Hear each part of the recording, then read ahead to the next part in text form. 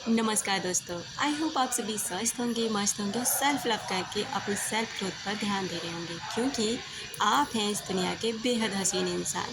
दोस्तों, वीडियो शुरू करने से पहले एक बात आपसे ज़रूर कहना चाहूँगी कि अगर आप भी किसी भी इंसान के पीछे पागल हैं, किसी भी इंसान की वजह से आप अपने जीवन को नहीं जी पा रहे हैं, आगे नहीं बढ़ा पा रहे हैं ना, तो यकीनन आप इस प्यारे से खूबसूरत ज़िंदगी को बर्बाद कर रहे हैं।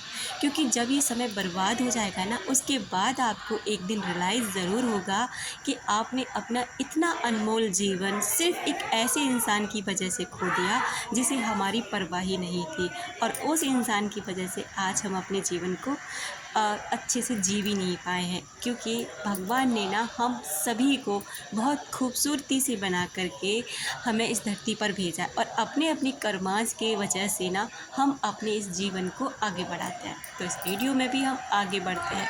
दोस्तों, अगर आप किसी भी इंसान की वजह से परेशान हैं, तो ये सारी जो ट्रिक्स हैं, ये सारी अच्छी बातें जो मैं आपको बताने वाली हूँ, शेयर करने वाली हूँ, वो यकीनन उस इंसान को ना पछताने पर मजबूर कर सकती हैं। उस इंसान को तड़पने पर मजबूर कर सकती हैं जिसने आपको तड़पाया है, जिसने आपको परेशान किया है। आपने किसी भी इंसान को अपना 100% दिया, आपने अपना सर्वस्व उस इंसान पर न्यौछावर कर दिया, आप इमोशनली उस इंसान से कनेक्टेड हो गए। लेकिन सामने वाला इंसान आपके साथ क्या कर रहा था? माइंड गेम खेल रहा था, आपको मैनिपुलेट कर रहा था, या केवल आपका इस्तेमाल कर रहा था? ये इस बातें हमें बहुत बाद में समझ में आती हैं। लेकिन अगर आप क्या करते हैं, आप बदला लेने की जगह ना बदलने लग जाते हैं। आप ना, जब वो इंसान आपको छोड़ कर जाता है और आपकी जो कंडीशन और हालात होते हैं ना, उन्हें देख कर के वो समझता है कि वो चाहे 10 साल बाद भी आपके पास लौटेगा ना, तो आप तब भी इसी प्यार के साथ ना उस इंसान को स्वीकार कर लेंगे, क्योंकि आप उसके पीछे पागल हैं। और उसका यही बात ना उसे आपके प्रति लापरवाह बना देती है, क्योंकि आप उसे ये फील करा देते हैं कि आप ना उसके लिए बहुत ज़्यादा, आपके लिए वो इंसान बहुत महत्वपूर्ण है।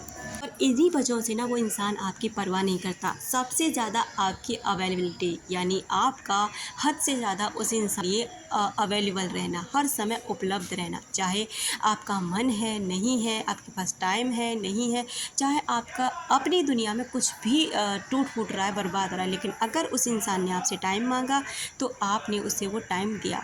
तो ये दूसरी वजह आपको बर्बाद करने के लिए ये भी काफ़ी होती है। तीसरा, आप अपनी सेल्फ इस्टीम ख़त्म कर लेते हैं, आप अपनी सेल्फ ग्रोथ को, आप सेल्फ लव को बर्बाद कर लेते हैं। आपकी जो अपने जीवन में आगे बढ़ने का जुनून होता है, सक्सेस पाने का जो जुनून होता है, उसे भी ख़त्म कर देते हैं, और उसकी वजह से आप केवल केवल खाली इंसान बन के उसके सामने रहते हैं। आपका तड़पना, उसका रोना, उसके एक तरह से ना उसके ईगो को सेटिस्फेक्शन देता है।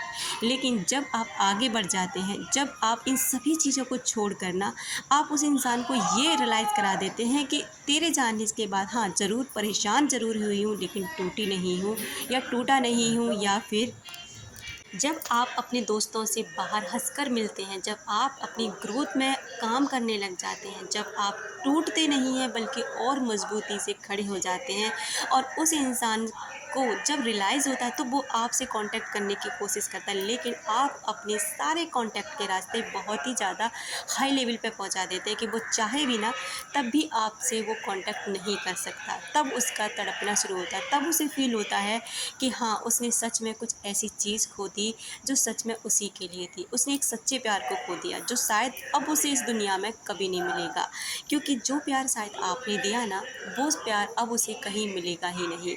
लेकिन ये तभी होगा जब आप रोना धोना तड़पना बंद कर देंगे, क्योंकि आपकी एनर्जी उस इंसान को इफ़ेक्ट करती है, उसके ईगो को सेटिस्फेक्शन मिलता है, और इन्हीं वजह से वो इंसान ना अपनी दुनिया में मस्त रहता है, क्योंकि उसे पता चलता है कि आप ना आज भी उसके लिए परेशान हैं। तो आपको ये सारे रूल्स अपनाने हैं कि सबसे पहले अपनी सेल्फ ग्रोथ पर बहुत अच्छे से ध्यान देना है। दूसरा, अपनी सक्सेस पर ध्यान देना, कुछ भी करो थोड़ा थोड़ा करो पर डेली करो। तीसरा, आपको मुड़कर पीछे नहीं देखना, पीछे जो पास्ट गया वो पास्ट चला गया है, बात गई सो बीत गई।